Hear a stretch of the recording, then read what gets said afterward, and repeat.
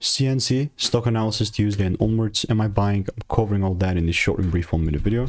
Just overviewing Centene Corporation with a 33%, $33 level. Bro, this thing just absolutely crashed the day prior. You know, the days prior.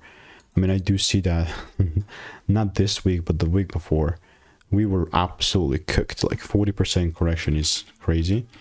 And my idea is not even like crazy to brag about. I mean, something to brag home about. But it's just the bearish market, you know. So I was like, the likelihood that we reach the lows is high, and so if I do not see any sort of a shift, then there's no way I'm gonna look to take it further down. And there's previous receipts with CNC, just I don't know if it's gonna pop up here in the disk. Oh yeah, it does, so that's sick. Now if you want to learn my process or formula that I've refined over 5 years to get to those 10k months consistently, plus the Discord access, click the first link in the description. 1,200 people already tried it. Get back.